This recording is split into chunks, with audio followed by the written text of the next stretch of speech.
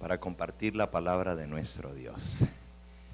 Hemos venido estudiando un tema sumamente importante, el plan de redención a través del santuario, como símbolo de los grandes eventos del plan de redención. Hoy vamos a ver sobre el gran día de expiación. Y vamos a iniciar abriendo nuestras Biblias en el libro de Apocalipsis, en el capítulo 14. Apocalipsis capítulo 14 contiene el último mensaje que Dios envía al planeta Tierra, la última amonestación justo antes de la venida de nuestro Señor Jesucristo.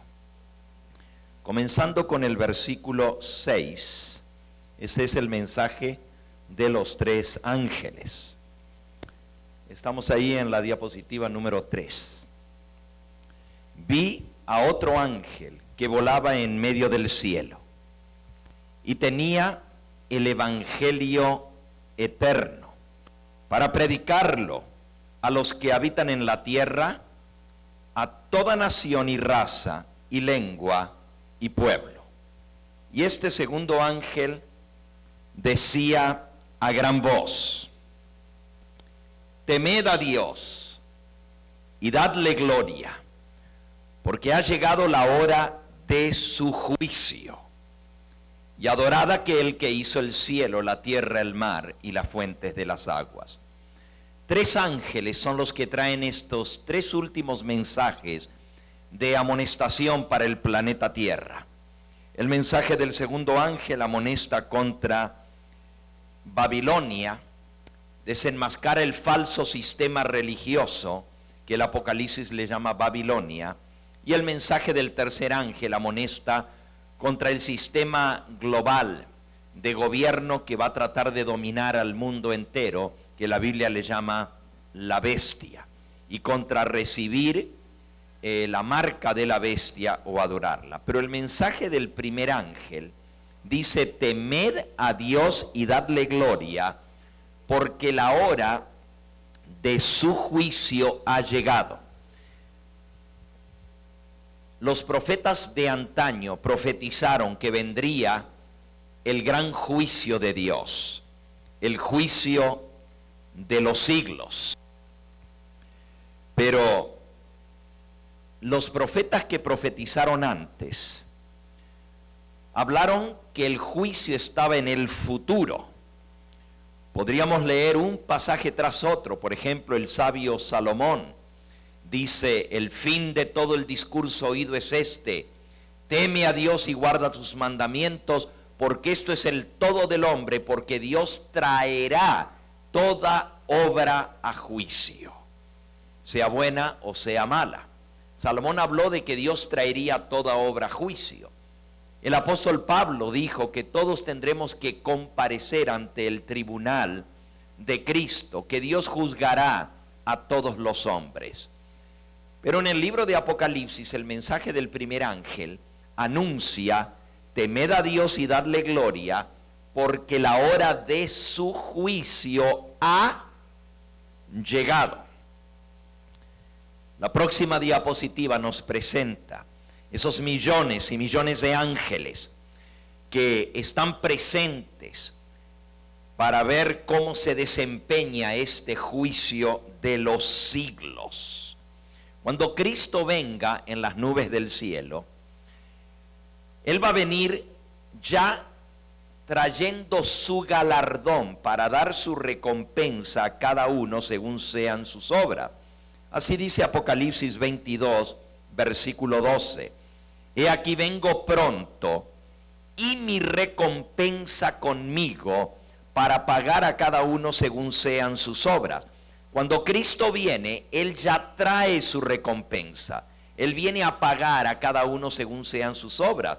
Esto nos da a entender claramente de que si Él ya viene con su recompensa, los casos tienen que estar decididos de antemano.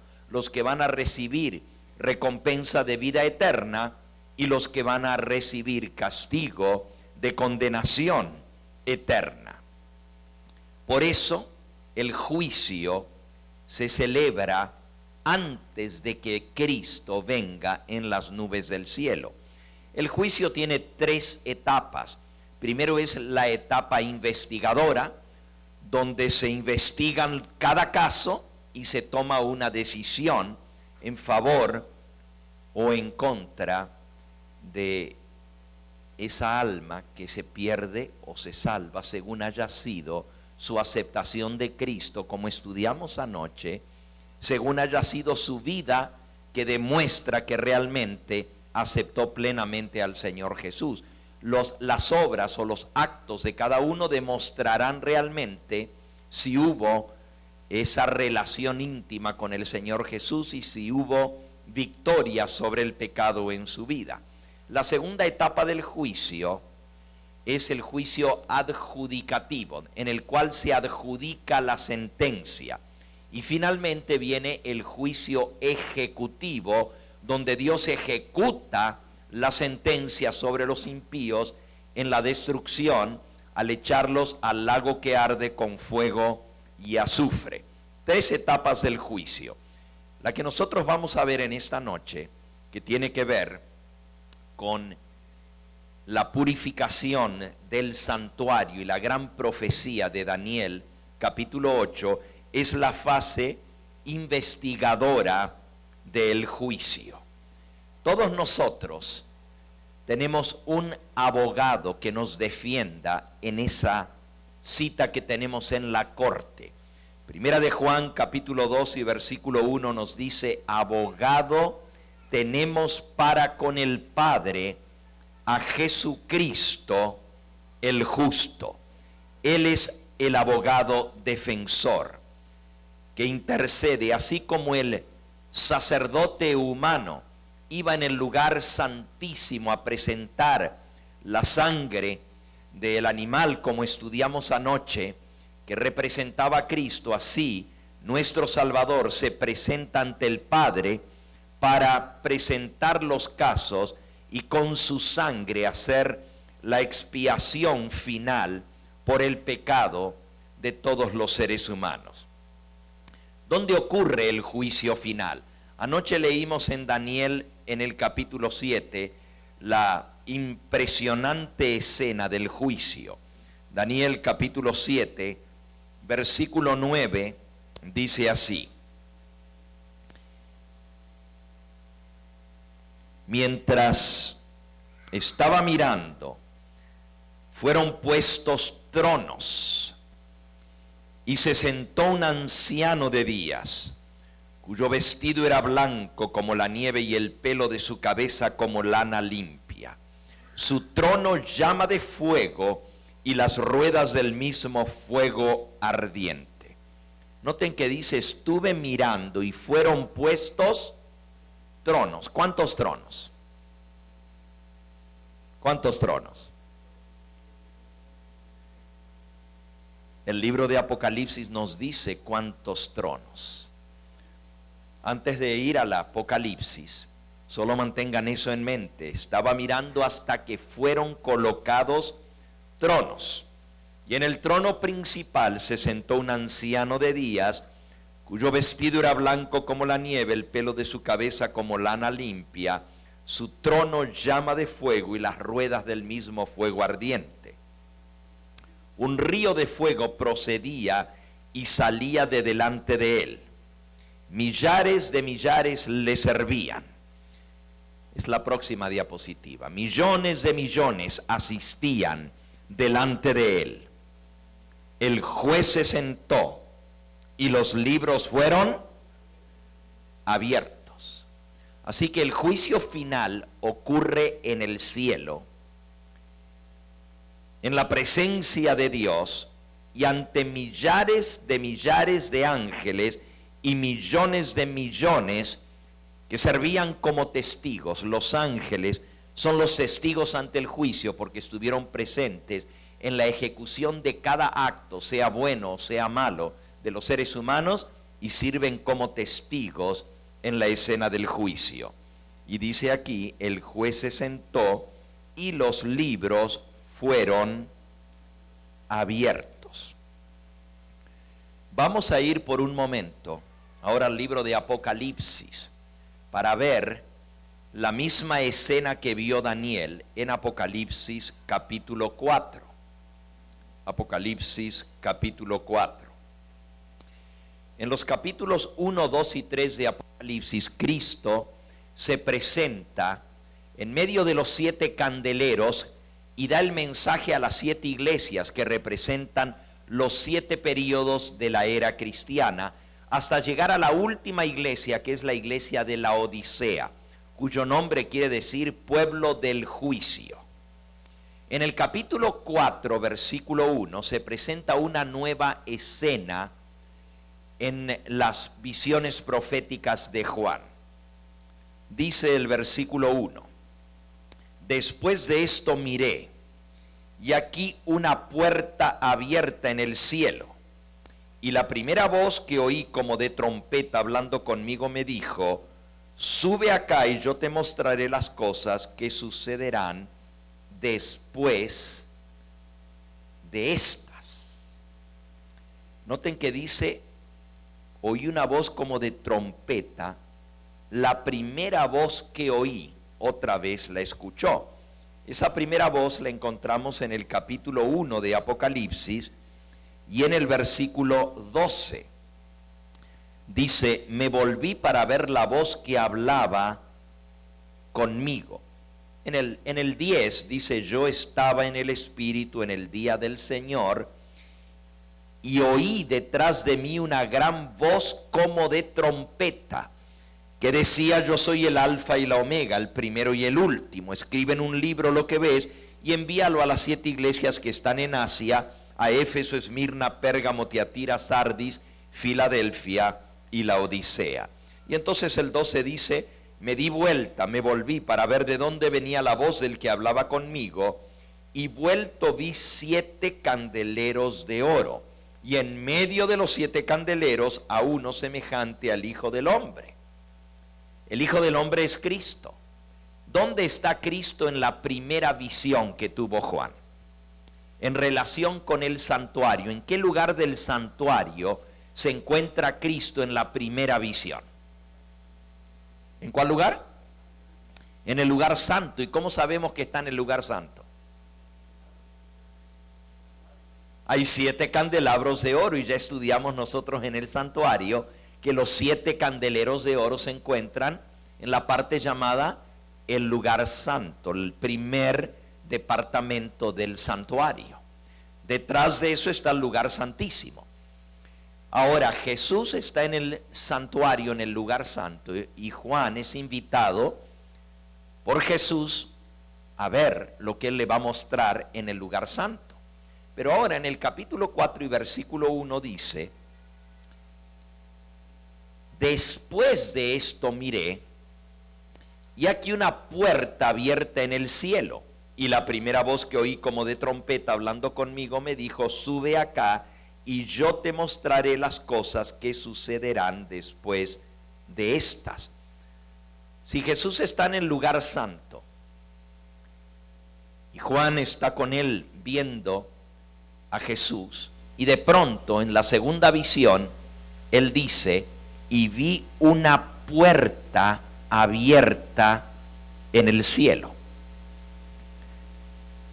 Hay 2 posibilidades: o que la puerta del lugar santo fuera la puerta que da hacia afuera, o la puerta que da hacia el lugar santísimo. Pero Jesús le dice: sube acá y te mostraré las cosas que sucederán después de estas. Y en el instante, versículo 2, estaba yo en el Espíritu, y aquí un trono que fue puesto en el cielo, y en el trono uno sentado. El aspecto del que estaba sentado era semejante a piedra de jaspe y de cornalina, y había alrededor del trono un arco iris semejante en aspecto a la esmeralda, y alrededor del trono había 24 tronos. ¿Cuántos tronos? 24 tronos. Y vi sentados en los tronos a 24 ancianos vestidos de ropas blancas, con coronas de oro en sus cabezas. Así que ahora se le muestra a Juan la escena del trono. Y ven el trono establecido y alrededor de ese trono 24 tronos. Y en los 24 tronos 24 ancianos. Obviamente esta es una escena de la corte celestial. El que está sentado en el trono es el juez. Ya lo leímos en Daniel 7, versículo 10. Dijo Daniel, vi tronos, y luego dice, y el que estaba sentado en el trono, el anciano de días, se sentó, el juez se sentó, y los libros fueron abiertos. Aquí se nos da más detalle. El juez está sentado en el trono, pero tiene 24 tronos. En Daniel dice tronos plural, no dice cuántos eran, pero aquí se nos dice que son 24 tronos. Y hay 24 ancianos sentados en los 24 tronos. El número 24 es el número que se usa para representar a las órdenes de sacerdotes en el libro de Crónicas. Había 24 divisiones de sacerdotes que representaban al pueblo y ministraban en el santuario. 24 tronos. Ya estos que han estado ministrando ahora se sientan en tronos en la corte para juzgar. Son 24 escogidos que van a formar parte de la corte celestial. Es interesante que las cortes aquí en la tierra llevan un simbolismo o un reflejo de esto que está en la Biblia. No es casualidad que las cortes de justicia, cuando se le llama grand jury, jurado, un jurado está compuesto por 24 personas que forman el jurado de la Corte Suprema. En la mayoría de los países que siguen el modelo del país del norte de Estados Unidos, país protestante que es basándose en la palabra de Dios, escoge un jurado de 24 personas, igual que el jurado o la corte celestial. Es interesante que en el capítulo 5 continúa la visión y Juan dice, y vi en la mano derecha del que estaba sentado en el trono un libro abierto. En Daniel 7 decía, el juez se sentó y los libros fueron abiertos. Y ahora Juan ve lo mismo, dice, el que está sentado en el trono tiene un libro en su mano y dice que este libro estaba escrito por dentro y por fuera y sellado con 7 sellos. O sea, el libro que está en la mano del que está sentado sobre el trono está cerrado y está sellado con 7 sellos. Versículo 2. Y vi un ángel fuerte que pregonaba a gran voz, ¿quién es digno de abrir el libro y de desatar sus sellos? Y ninguno, ni en el cielo, ni en la tierra, ni debajo de la tierra, podía abrir el libro ni aún mirarlo. Y lloraba yo mucho porque no se había hallado a ninguno digno de abrir el libro, ni de leerlo, ni de mirarlo. Juan percibía que ese libro era muy importante y hasta lloraba mucho porque no había quien pudiese abrir el libro. Sin abrirse el libro no se puede iniciar el juicio. En Daniel dice, el juez se sentó y los libros fueron abiertos, pero había un libro, el libro mayor del cielo, que estaba en las manos del juez y nadie podía abrirlo. Y Juan lloraba porque no había nadie digno de ni siquiera abrirlo ni mirar el contenido del libro. Y mientras Juan lloraba desconsoladamente, dice el versículo 5, uno de los ancianos me dijo, no llores. He aquí que el león de la tribu de Judá, la raíz de David, ha vencido para abrir el libro y desatar sus 7 sellos. Y miré y vi que en medio del trono y de los 4 seres vivientes y en medio de los ancianos estaba en pie un cordero como inmolado, que tenía 7 cuernos y 7 ojos, los cuales son los 7 espíritus de Dios enviados por toda la tierra. Y vino y tomó el libro de la mano derecha del que estaba sentado en el trono. El cordero está descrito aquí en lenguaje simbólico. Obviamente se refiere a Cristo, el león de la tribu de Judá, la raíz de David. Pero dice que es un cordero como inmolado, como sacrificado.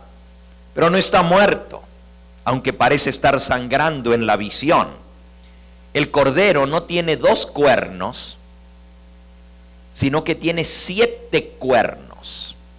Pero también tiene 7 ojos. Para nosotros esto sería como algo grotesco, un cordero con 7 ojos y con 7 cuernos. Se miraría algo totalmente grotesco. Pero recuerden que son símbolos, porque el libro de Apocalipsis es un libro simbólico. Los cuernos en profecía o en símbolo representan poder, poder de gobernar. Por ejemplo, en el libro de Daniel, el cuerno pequeño es un poder que se levanta contra Dios, alguien que tiene gran poder.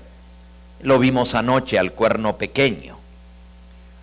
Los 10 cuernos de la bestia representan 10 reyes que reciben poder para reinar. Siempre los cuernos en la Biblia tienen relación con el poder. Y el número 7 es el número de la totalidad, el número de la perfección, algo completo y terminado. En otras palabras, el Cordero tiene el total, completo poder para abrir el libro. El mismo Señor Jesucristo dijo al ascender al cielo, todo poder me ha sido dado en el cielo y en la tierra. Pero hay un poder más que Él necesita recibir en el momento del juicio. Y vamos a leerlo. No pierdan Apocalipsis capítulo 5, pero vamos por un momento a San Juan en el capítulo 5. San Juan capítulo 5. Dice así en el versículo 22. Porque el Padre a nadie juzga, sino que todo el juicio se lo dio al Hijo, para que todos honren al Hijo como honran al Padre. El que no honra al Hijo, no honra al Padre que lo envió. De cierto os digo, el que oye mi palabra y cree al que me envió tiene vida eterna y no vendrá condenación, mas ha pasado de muerte a vida. De cierto os digo, viene la hora, y ahora es cuando los muertos oirán la voz del Hijo de Dios, y los que la oyeren vivirán. Como el Padre tiene vida en sí mismo, así también ha dado al Hijo tener vida en sí mismo. Y también le dio autoridad de hacer juicio, por cuanto es el Hijo del hombre.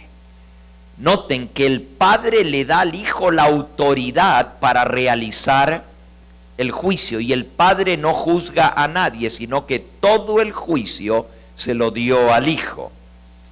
Comparen esto con Hechos capítulo 24 y versículo 15. Hechos capítulo 24 y versículo 15. Teniendo esperanza en Dios, la cual ellos también abrigan, de que ha de haber resurrección de los muertos, así de justos como de injustos. No solamente Cristo tiene el poder de juzgar, pero también tiene el poder de resucitar a los muertos, a los buenos y a los injustos. El Padre le da toda autoridad de hacer el juicio, por cuanto Él es el Hijo del Hombre. Y en la escena sublime del salón del trono, el lugar santísimo, porque leímos al principio de la visión que Juan está con Jesús en el lugar santo y él le dice: sube acá, y le muestra una puerta abierta. Esa puerta abierta es la puerta que da al lugar santísimo. Y al subir él en visión y pasar al lugar santísimo, vio la escena de la corte, el juez sentado en el trono y los 24 tronos alrededor del trono principal, la escena del juicio. Pero no puede iniciarse el juicio porque no hay nadie que es digno de abrir el libro y de desatar sus sellos, hasta que finalmente el Hijo del Hombre se acerca al anciano de día y se le da el poder de hacer el juicio. Recibe el libro del que está sentado en el trono. También el Cordero tiene 7 ojos. Los ojos son símbolo de sabiduría, son símbolo de inteligencia. Pero se nos dice más en Apocalipsis capítulo 5. Se nos dice que los 7 ojos que tiene el Cordero, esto es Apocalipsis capítulo 5 y versículo 6, miré y en medio del trono y de los 4 seres vivientes y en medio de los ancianos estaba en pie un cordero como inmolado, que tenía 7 cuernos, 7, todo poder, y 7 ojos, toda la inteligencia, los cuales son los 7 ojos, los 7 espíritus de Dios enviados por toda la tierra. Representa al Espíritu Santo, los 7 espíritus de Dios. ¿Y cuáles son los 7 espíritus de Dios? Que son enviados por toda la tierra. No es que haya 7 espíritus. El número 7 es símbolo nuevamente de perfección, de algo completo. El Espíritu Santo es el que ha trabajado en toda la tierra, en el corazón de los seres humanos. Es el que ha hecho la obra. Pero ahora todo el poder y la sabiduría del Espíritu Santo le es dada a Cristo, porque tiene que hacer el juicio. ¿Alguno de ustedes sabe dónde se encuentran mencionados los 7 espíritus de Dios? La Biblia nos dice cuáles son los 7 espíritus de Dios. ¿Alguno de ustedes sabe dónde están mencionados los 7 espíritus de Dios? ¿En qué libro? ¿Dónde? Isaías. Vamos a Isaías al capítulo 11 para ver cuáles son los 7 espíritus de Dios que le son concedidos a Cristo para poder realizar el juicio. Y justamente aquí se menciona a la raíz de David, lo mismo que dice Apocalipsis capítulo 5. Dice: no llores, porque aquí el león de la tribu de Judá, la raíz de David. Y dice aquí en el capítulo 11 de Isaías, versículo 1, saldrá una vara del tronco de Isaí. Isaí es el padre del rey David. Un vástago retoñará de sus raíces. La raíz de David, la raíz de Isaí, el padre de David. Y reposará sobre él, sobre ese vástago, el espíritu de Jehová. El primer espíritu es el espíritu de Jehová, y la palabra Jehová en hebreo Yahweh quiere decir el eterno, el que siempre ha sido, el que tiene la vida, porque en él está la vida, el que existe. O sea, este es el espíritu de vida. Y luego sigue diciendo, espíritu de sabiduría y de inteligencia, espíritu de consejo y de poder, espíritu de conocimiento y de temor de Jehová. Quiero que noten que los 7 espíritus están presentados de una manera muy singular, y recuerden que están representados también por los 7 candeleros de oro.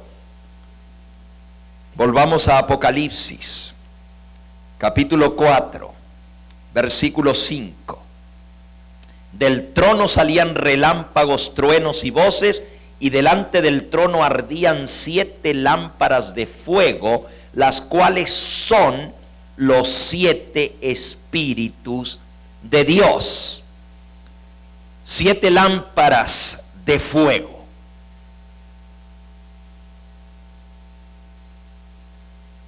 No sé, Dani, si puedes poner una lámina del candelabro.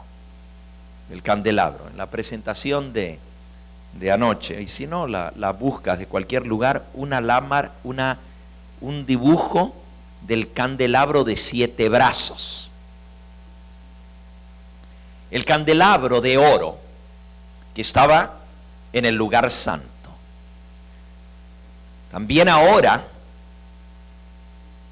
se traslada al lugar santísimo. Son los 7 espíritus de Dios que van por toda la tierra. Vean el candelabro. Y noten ustedes que tiene 7 brazos. Pero el brazo central del candelabro de oro es también al mismo tiempo el vástago que sostiene los demás brazos. O sea, tiene un brazo central que podríamos llamarle el tronco. Porque de ese brazo central, este no sirve porque este no son 7, este candelabro no son de 7 brazos, ese es solo un dibujo de algún pero ese está muy bien, déjenlo allí nomás. Si ustedes notan, el brazo central, o sea, el tronco, de ese tronco salen 2 y otros 2 y otros 2, para hacer un total de 7. El central es el número 1 que sostiene los demás. Cuando usted vuelve a Isaías capítulo 11, va a notar que primero se menciona el brazo central. Dice, reposará sobre él, Isaías 11:2, el espíritu de Jehová, el espíritu del eterno, del que tiene vida, porque al Hijo se le ha dado tener vida en sí mismo, el espíritu de vida. La palabra Yahweh viene de ser, el que es, el que existe, el que tiene vida en sí mismo. Pero luego se dividen los espíritus de 2 en 2, tal cual como en el candelabro. Isaías 11:2, espíritu de sabiduría y de inteligencia. Podríamos decir que los primeros 2 son espíritu de sabiduría y de inteligencia. Luego los próximos 2, espíritu de consejo y de poder. Y luego los próximos 2, espíritu de conocimiento y de temor de Jehová.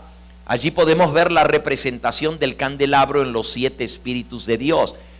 Todos estos espíritus de Dios son características del Espíritu Santo, que es todopoderoso, omnisapiente, omnisciente, omnipresente, que está por todas partes de la tierra, trabajando en los corazones de los seres humanos, pero que ahora todo este poder le es conferido a Jesucristo para hacer el juicio.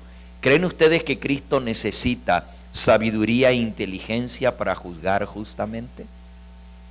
Todo poder de sabiduría y de inteligencia para discernir lo necesita Cristo para poder juzgar. Luego dice espíritu de consejo y de poder. En la multitud de consejeros hay sabiduría. Por eso la corte celestial tiene 24 miembros del jurado. El espíritu de consejo que recibe Cristo es todopoderoso para poder aconsejar correctamente en las decisiones del juicio al jurado. Pero también dice espíritu de poder para poder ejecutar el juicio, y al mismo tiempo espíritu de conocimiento. Este conocimiento no es solamente conocer lo que hicieron los que son juzgados, los que comparecen ante el juez. La palabra conocimiento, yadá en hebreo, es un conocimiento experimental. En hebreo, conocer es no solamente saber acerca de otro, es tener una relación íntima. Por ejemplo, Adán conoció a su mujer y Eva tuvo un hijo.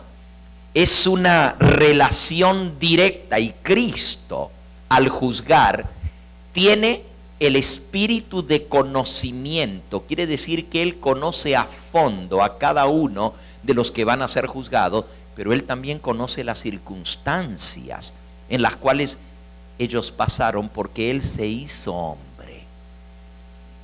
Él fue tentado igual que el hombre. Tiene esa experiencia, ese conocimiento experimental para poder juzgar justamente. Y también tiene el poder, el espíritu de temor de Jehová. Y el temor no es miedo. La Biblia dice que el temor de Jehová es el principio de la sabiduría, y el apartarse del mal, la inteligencia. Entonces, el temor de Jehová es la inteligencia para poder juzgar a cada caso según la circunstancia, conociendo por experiencia propia lo que tiene que pasar el ser humano.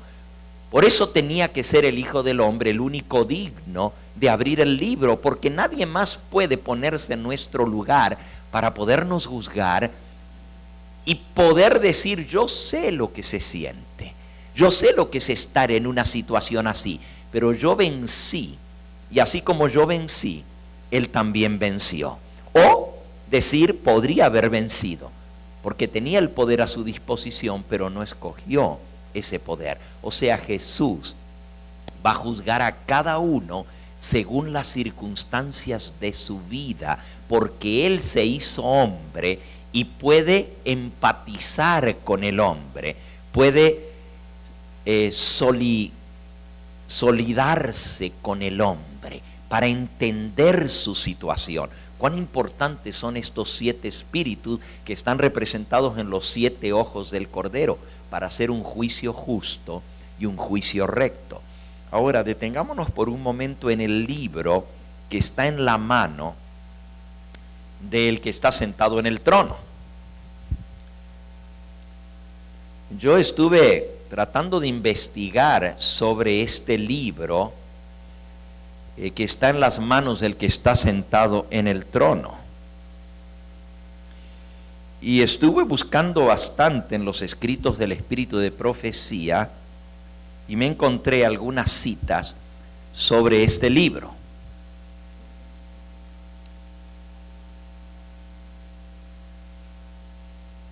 Déjenme compartir con ustedes las citas de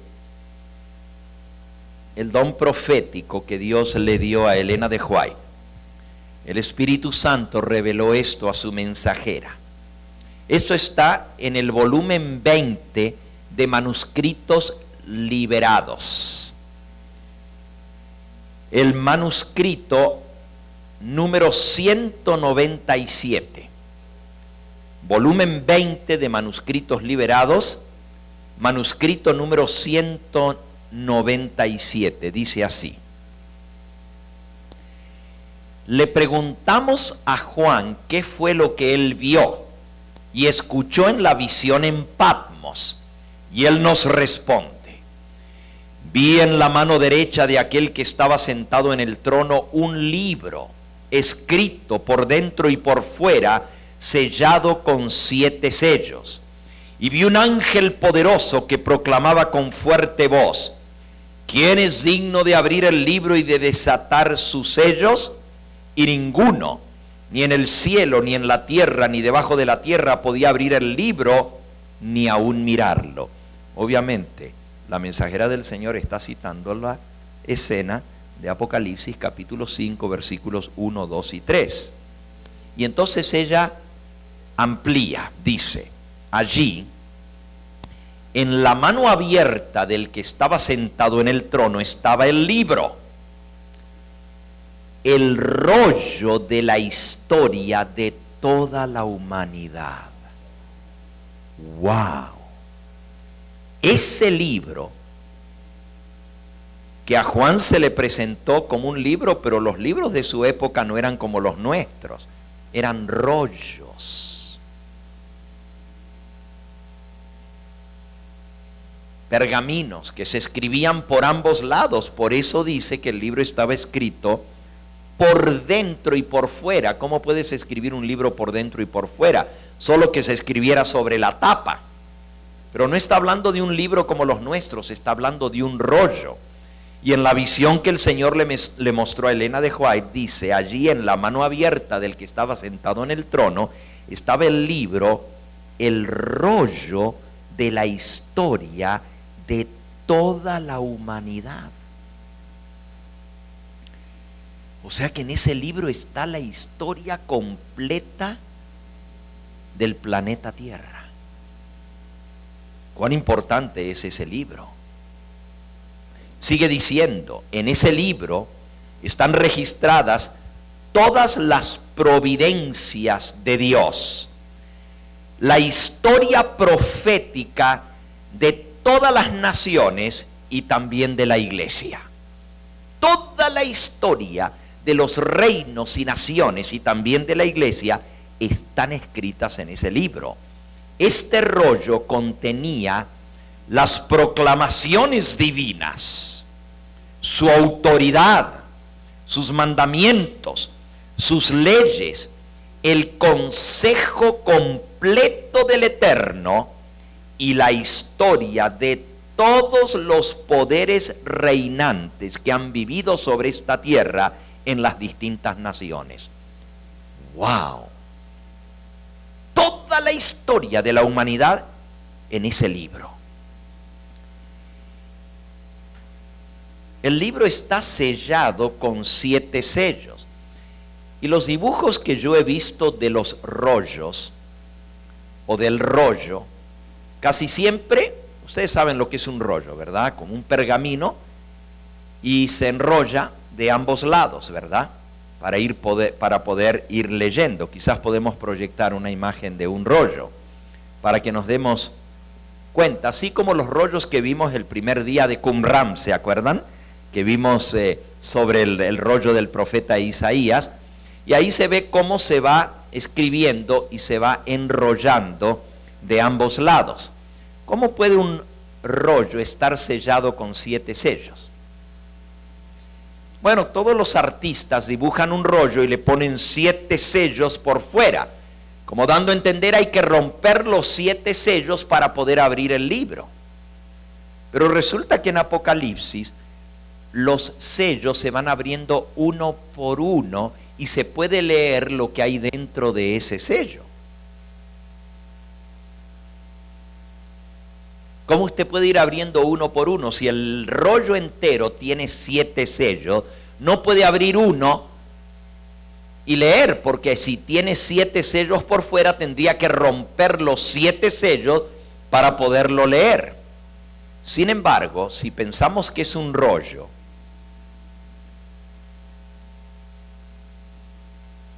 A ver si podemos. Sí, eso es como lo pintan al rollo, sellado con 7 sellos. Entonces usted tendría que romper los 7 para poder comenzar a desenrollar el rollo. Preséntame otro que no sea este, porque este es como el artista se lo imagina que tienen los 7 sellos. Pero un rollo común que no esté sellado, un rollo común. Y entonces les voy a explicar cómo el rollo puede estar sellado, pero se puede leer un sello por vez. Porque en el capítulo 5 de Apocalipsis se dice que el rollo tiene 7 sellos y que nadie lo podía abrir hasta que viene Cristo y se le da la autoridad de abrir el libro. Y en el capítulo 6 se comienza a abrir el libro. Dice, vi cuando el Cordero abrió uno de los sellos. Capítulo 6, versículo 1. El Cordero abrió uno de los sellos. No los abrió los 7 al mismo tiempo. Luego en el versículo 3 dice, cuando el Cordero abrió el segundo sello. En el versículo 5 dice, cuando el Cordero abrió el tercer sello. Y así sigue sucesivamente abriendo uno por uno. Pero cuando se abre el sello, se ve lo que tiene dentro del sello. Y Juan describe lo que él vio cuando se abrió cada uno de los sellos. Así que se van abriendo en forma sucesiva, no simultánea. ¿Ok? Si ustedes ven allí un rollo, para poder escribir hay que desenrollarlo. Y usted comienza a escribir, llena la parte allí que está al medio, y entonces enrolla de un lado y va desenrollando del otro para seguir escribiendo. Cuando termina, lo da vuelta y comienza a escribir del otro lado y sigue el mismo proceso. Pero dice aquí que este rollo está escrito por ambos lados y sellados con 7 sellos. Ahora imagínense, si usted está escribiendo y termina de escribir esta sección que ya está escrita, y entonces como el rollo está hecho de cueros de animales que están cosidos unos con otros hasta hacer una tira larga de cueros, más o menos de medio metro de ancho eran los rollos, un poquito menos a veces, pero más o menos medio metro, rollos grandes, de cuero ya blando, trabajado hasta que quedaba blandito, como un pergamino, y se iba escribiendo sobre el rollo, y se iba enrollando. Pero como es de cuero, ¿cómo usted lo puede sellar? ¿Ok? Si usted escribe esta sección, desenrolla la primera parte y escribe de un lado y luego escribe del otro. Llena de ambos lados la primera sección. Luego le atraviesa un cordón del mismo material de cuero, poniéndole un agujerito por debajo, le da la vuelta y lo ata. Esta sección ya no se puede abrir, pero todavía usted puede seguir escribiendo el resto del rollo. Le pone un nudo al cuero con que ató esa sección y le pone un sello. ¿Qué era un sello? No es una marca así como los sellos de hoy en día. En aquella época se usaban sellos de lacra. No sé si hay algunos suficientemente viejos aquí como para acordarse que hace muchos años atrás el correo mandaba paquetes y los ataban y entonces le ponían como, bueno, se llamaba lacra, exactamente, era como algo derretido, no era cera, era como, no sé de qué material era, lacra es el nombre. Eso se le chorreaba arriba de donde estaba atado el nudo y eso se secaba y se ponía duro, algo así, ¿ok? Y entonces cuando todavía estaba hablando se le ponía un sello arriba. Cuando eso se endurecía, el nudo quedaba dentro y para poder desatar tenía que romper eso de lacra y entonces podía desatar el paquete. Eso se usaba hace muchos años atrás en el correo. Hoy en día ya no se usa eso. Antes que hubiesen inventado la cinta adhesiva, el tape, ¿verdad? Se ataban los paquetes. Si usted, volviendo al rollo, escribe de un lado, luego lo da vuelta y escribe del otro, y lo ata, tiene una sección que ya está cerrada y completa. Luego sigue escribiendo, lo da vuelta y escribe del otro lado, el mismo rollo, usted escribe aquí y lo da vuelta y escribe del otro lado, lo enrolla y le pone otro cordón y lo sella. Ya tienes 2 secciones cerradas. Y así sucesivamente va escribiendo, pero cada sección la va cerrando y la va sellando. Así el rollo tiene 7 sellos, pero se pueden ir abriendo los sellos sucesivamente. Y cuando usted abre el primero, puede leer lo que está escrito en la primera sección, pero no puede seguir leyendo hasta que se rompe el segundo sello. Luego que lee todo lo que está escrito por ambos lados en el segundo sello, entonces desata la tercera sesión o sección y así va leyendo uno por uno los 7 sellos. A mí me encantaría poder dedicarle más tiempo a explicar lo que es el sistema de cómo se escribía en la antigüedad. No tengo el tiempo de hacerlo, pero me interesa más el contenido de esto. Solamente les expliqué cómo el rollo se va abriendo paulatinamente, o sea, sucesivamente. Se abre un sello y Juan entonces ve lo que contiene ese sello. Elena de White sigue diciendo que en ese rollo, que tiene toda la historia de la humanidad, la historia de todos los poderes reinantes de las naciones, en lenguaje simbólico, dice ella, este rollo contiene la influencia de cada nación, de cada pueblo, desde el comienzo de la historia de esta tierra hasta su culminación. Desde el comienzo de la historia hasta su culminación. Tiene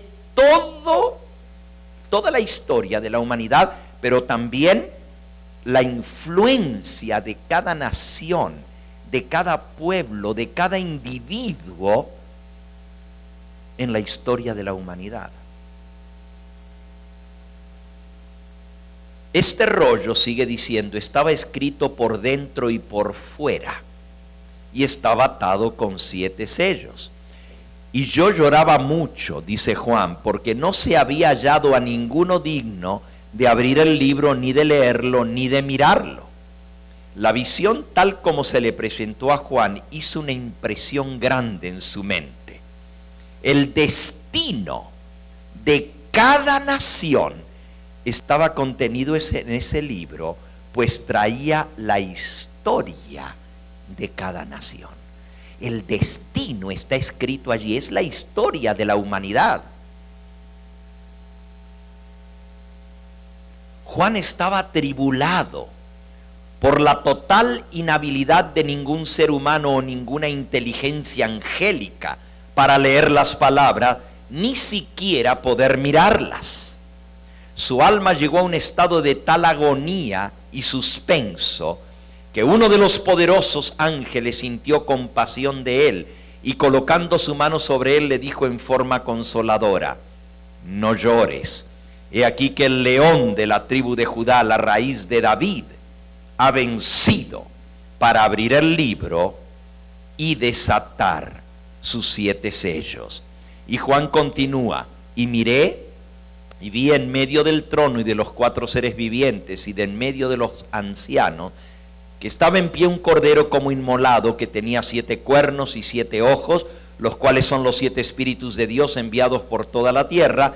Él vino y tomó el libro de la mano derecha del que estaba sentado en el trono. Cuando el rollo es abierto por el cordero, y desenrollado sello por sello. Todos los que lo vieron se llenaron de pavor y asombro. No había espacios en blanco en todo el rollo. No había espacio para escribir ni una sola palabra más. Estaba el rollo completo. El destino de cada alma dependía de lo escrito en ese rollo. Cuán importante es pensar que en el cielo está el registro de cada individuo, de cada pueblo, de cada familia, de cada nación, de cada reino. Y la influencia de la vida de cada uno de ellos se proyecta en ese mismo libro. Por supuesto, cuando Dios le mostró a Juan, le tuvo que mostrar algo con lo cual él pudiera relacionarse o entenderlo. Aquí nos está hablando de que en el cielo se lleva un registro de la vida, de las palabras, de las actitudes y aún de la influencia de nuestra vida sobre los demás que nos rodean. ¿Cómo podría Dios haberlo descrito sino mostrándole un rollo? Era el único medio de guardar registro en la época de Juan, hace 2000 años atrás.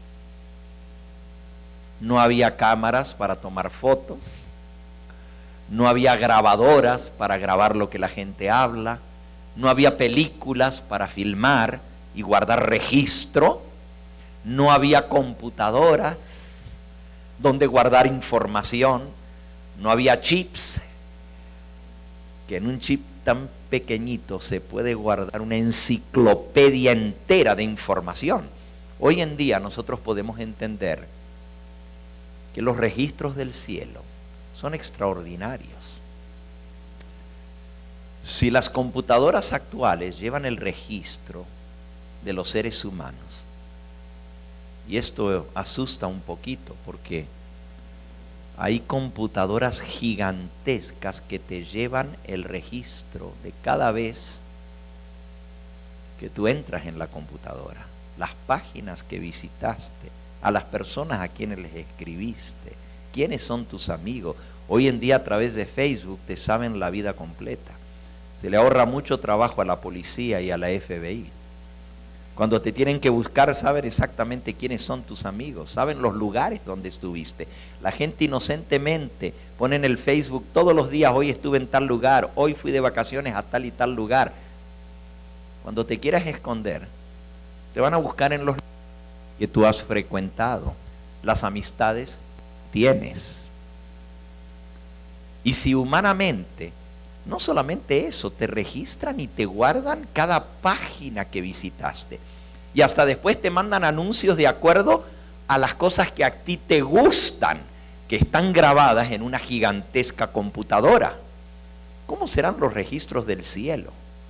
Donde están los pensamientos, las palabras, las acciones, aún los motivos que motivaron esas palabras o acciones. Y también, como acabamos de leer, la influencia de esas acciones o palabras aún en la posteridad. Un padre puede estar muerto, pero la manera como él enseñó y crió a sus hijos, una madre puede ya no estar, pero la influencia de ella sigue aún después de su muerte. Y en ese libro está registrado aún la influencia de todos los seres humanos. ¿Qué cantidad de información tiene? Por eso, Elena de White dice que el libro estaba llenito y que todos quedaron pasmados al ver la cantidad de información que tenía, porque no había lugar ni para una palabra más, estaba completamente lleno. Eso nos está dando a entender que la información está completa, que no le falta nada. Ahora, si Dios le diera una visión a un profeta actual, Y no hablemos de Elena de White porque ella vivió hace más de 100 años atrás. Todavía no existía la computadora. Pero si el Señor le mostrara una visión, como lo mostró a Juan o a Elena de White, sobre los libros del cielo, porque ella habla de libros del cielo. Si se lo mostrara hoy, posiblemente le hablaría de una gran computadora. Y ojo, no estoy diciendo que Dios tenga una computadora en el cielo. Estoy diciendo que Dios tenía que escoger un lenguaje con el cual expresarle al profeta que hay un registro de la vida de todos los seres humanos que se llevan el cielo. Yo no estoy minimizando lo que dice la Biblia y diciendo no son libros en el cielo. No sé, ¿quién puede saber el registro, cómo se lleva en el cielo? Si nosotros, a través de chips tan pequeñitos, ¿no es cierto?, con un teléfono tan pequeñito como esto, podemos guardar tanta información aquí adentro, y películas, y fotos, y libros, y enciclopedias, y todo, en un iPad. ¿Cómo será el registro que Dios tiene en el cielo? ¿Estamos comprendiendo?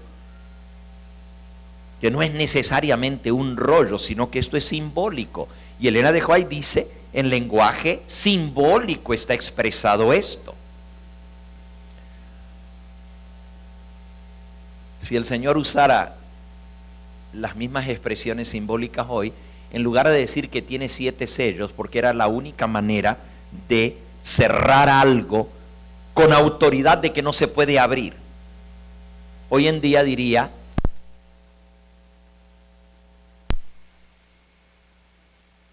7 contraseñas, y que para entrar a la primera sección había una contraseña, y luego para entrar a la segunda sección otra contraseña, otro password, ¿verdad?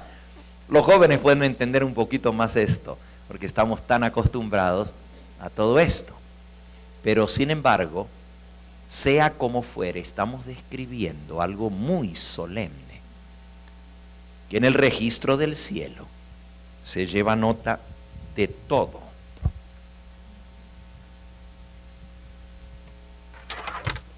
Nuevamente, en el librito que les recomendé anoche y antenoche, les dije que después de la Biblia es el libro más importante, El conflicto de los siglos. Ojalá que todos puedan conseguir este libro y leerlo. Aquí hay una sección, un capítulo que se titula El templo de Dios en el cielo. Y luego tiene una sección que dice Jesucristo nuestro abogado. Jesucristo nuestro abogado. Y aquí justamente se explica acerca de ese proceso que sucede en el cielo. Y hay un capítulo entero que se titula, el capítulo 29, El juicio investigador. Solamente les voy a leer un parrafito de ese capítulo. El capítulo entero vale la pena estudiarlo porque describe lo que está sucediendo en el cielo actualmente. Y en un momento vamos a ver cuándo comenzó el juicio en el cielo. Porque el primer ángel anuncia, temed a Dios y dadle gloria porque la hora de su juicio ha llegado. Quiere decir que ya comenzó ese juicio, cuando el primer ángel está anunciando la hora del juicio de Dios. Dice aquí, por cierto, si quieren leer sobre los varios libros que hay en el cielo, no es un solo libro, hay un libro mayor, que es el que estamos viendo en la mano del que está sentado en el trono y que Cristo es el único que puede abrir. Pero hay varios libros del cielo. Está el libro de la vida, que es el libro mayor. Está el libro de memorias. Está el libro de pecados. Por lo menos hay 3 libros mencionados en la Biblia. Y para esto, Elena de White menciona todos los versículos en la Biblia en los cuales ustedes pueden leer sobre estos libros.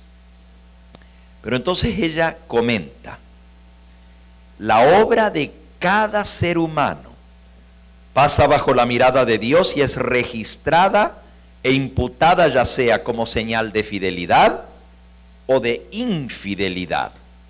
Frente a cada nombre en los libros del cielo aparecen con terrible exactitud cada mala palabra, cada acto egoísta, cada deber descuidado, cada pecado secreto, con todas las tretas arteras, las admoniciones o reconvenciones divinas despreciadas, los momentos perdidos,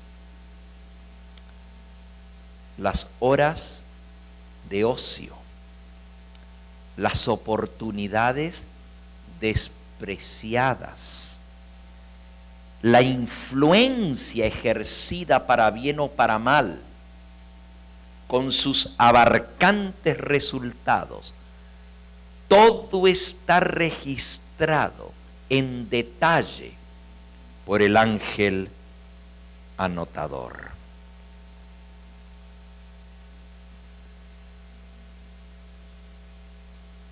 Dios traerá, dice la Biblia, toda obra a juicio. Toda palabra, dijo Cristo, nos servirá para condenarnos o para librarnos en el juicio. De cada palabra ociosa, dijo él, daréis cuenta en el día del juicio. Ningún momento de nuestra vida es trivial. Ni siquiera un minuto de nuestra vida queda sin registrarse. Todo aparece en los libros del cielo. ¿Cuándo comienza el juicio? Vamos a ver entonces en la profecía cuándo se nos señalaba el comienzo del juicio. Vamos a ir de vuelta a nuestra presentación. Por cierto, ya que les estaba leyendo algunas citas del libro que está en las manos del que está sentado en el trono, les voy a leer una cita más de las varias que tengo. En el libro Palabras de Vida del Gran Maestro, en la página 237 en español, dice así: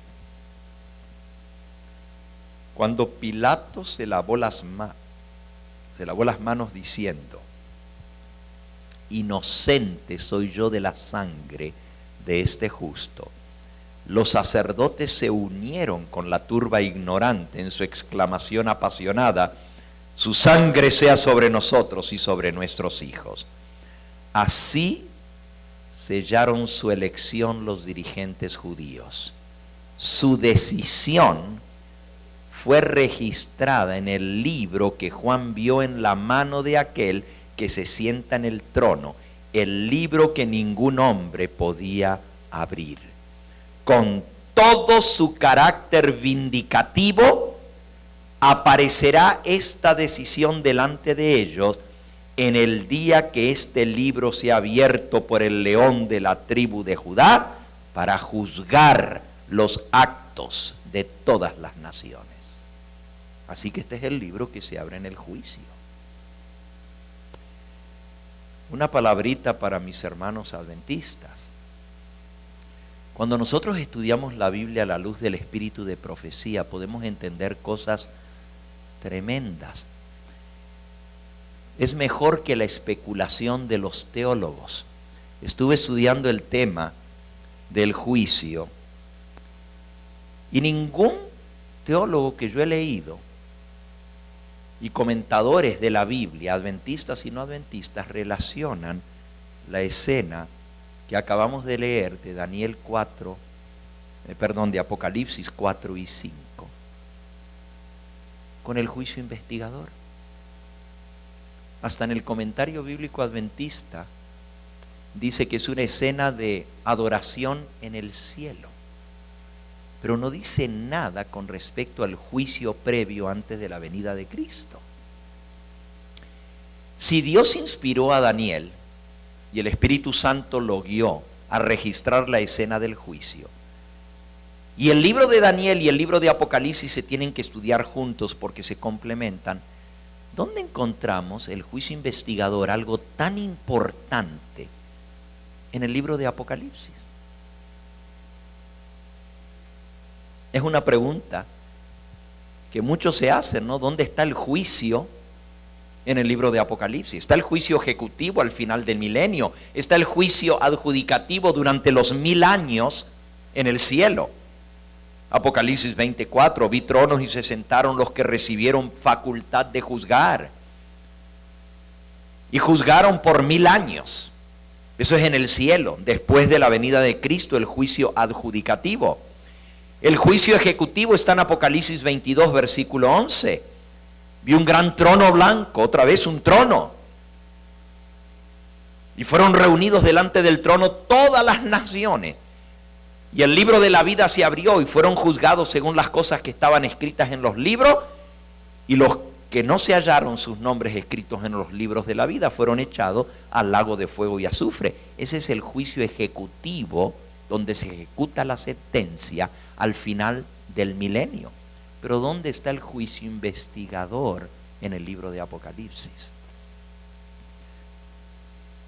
Es triste que como estudiantes de la Biblia, los adventistas, no hayamos visto tan claramente. Eso es por falta de estudio del espíritu de profecía. Porque aquí se nos dice, miren, una cita tan sencilla como es Palabras de Vida del Gran Maestro, nos dice que en ese libro que está en las manos del que está sentado sobre el trono, están anotadas las decisiones de la nación judía, cuando dijeron, su sangre sea sobre nosotros y sobre nuestros hijos. Está anotada la decisión que tomó Pilato al lavarse las manos. Ahí está anotado. Y con todo su carácter vindicativo, aparecerá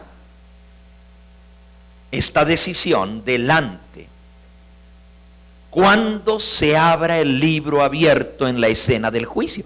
Entonces la misma Elena de White nos dice que el abrir el libro y desatar los sellos corresponde al juicio en el cielo, porque la escena está en el cielo, en el lugar santísimo. Pero casi nadie explica esto de que está el juicio investigador. ¿Y qué son los 7 sellos? Tradicionalmente se nos ha enseñado de que los 7 sellos representan 7 períodos de la iglesia cristiana. Por ejemplo, el primer sello, el caballo blanco, desde la época de Cristo hasta el año 313. El caballo rojo, el primer sello desde la época de Cristo hasta el año 100. El caballo rojo del año 100 hasta el 313. El caballo negro del 313 al 538. El caballo amarillo del 538 a 1755. Y así sucesivamente los sellos son 7 períodos de la historia cristiana. Y yo concuerdo con eso. Solo que hay que ponerlo en un marco, que es el marco del juicio. Y solo que no hay que llevarlo solo hasta la época de Cristo en adelante, sino que hay que llevarlo hasta el comienzo de la humanidad, porque el libro que está sellado con 7 sellos, acabamos de leer por una profeta inspirada por el Señor, que es Elena de White, dice que ese libro contiene el registro de toda la humanidad, desde el comienzo de la historia del mundo hasta el fin de la historia del mundo. Por lo tanto, los 7 sellos representan 7 períodos o 7 dispensaciones en la historia de la humanidad. Y al iniciarse el juicio investigador, van a ser juzgados por etapas, por períodos, porque en cada período había distintas revelaciones de Dios, o como lo decía la cita que nosotros leímos hace un momento en manuscritos liberados, las proclamaciones divinas, la autoridad, los mandatos que Dios dio, las leyes Y el consejo completo del Eterno para esa generación están registradas en ese sello. En otras palabras, Dios no puede juzgar a la gente que vivió después de Cristo de la misma manera como las que vivieron antes de Cristo.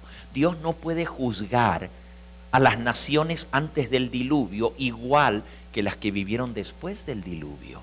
Dios no puede juzgar a la gente que vivió desde 1844 en adelante igual que las que vivieron antes de 1844. Déjenme darles un ejemplo. Ya que estamos hablando de una puerta que se abrió en el cielo. Les voy a leer una cita muy interesante de este librito Primeros Escritos. Y después vamos a ir a ver cuándo comenzó el juicio en el cielo.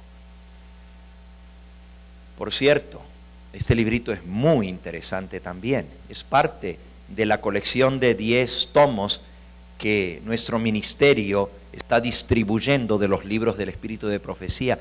¿Saben? Les cuento algo interesante. Y muchos me están viendo por el canal de televisión en California, en Los Ángeles. Nosotros comenzamos a promocionar los 10 libros del Espíritu de Profecía, entre los cuales está Primeros Escritos, la historia de la redención, el conflicto de los siglos, eventos de los últimos días, Maranata, que es un libro también de eventos finales, el Señor viene, etc. Comenzamos a promocionarlos por televisión. Y la cantidad de gente no adventista que llama para conseguir esos libros es impresionante. Los adventistas que tenemos este tesoro no lo atesoramos. La mayoría ni tiene los libros, y los que los tienen metidos en una biblioteca llenos de polvo, ni los estudian. Pero el pueblo de Dios que Él tiene en todas las demás iglesias, como nunca antes habían oído hablar de que Dios manifestó información para su pueblo en este tiempo del fin a través de una humilde mensajera llamada Elena de White, y ahora se dan cuenta de esto. Buscan eso como que están buscando oro. Ahí está mi hijo que les puede decir, Dani, no hay día en el ministerio del canal, y los que me están escuchando por el canal saben que esto está cierto también, no hay día donde no llamen las personas, cantidad de personas, a pedir los libros del Espíritu de Profecía. A veces vienen a nuestra iglesia allá en Los Ángeles, el sábado por la noche tenemos los libros y materiales a disposición de la gente que viene. Y gente hace viajes de horas para venir a conseguir estos libros.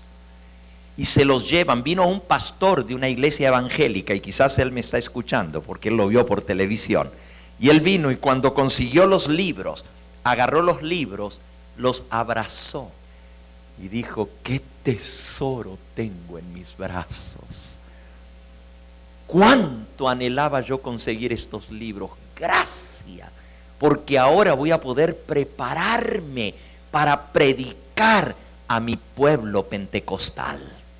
Los pastores evangélicos están usando estos libros para predicar la palabra de Dios.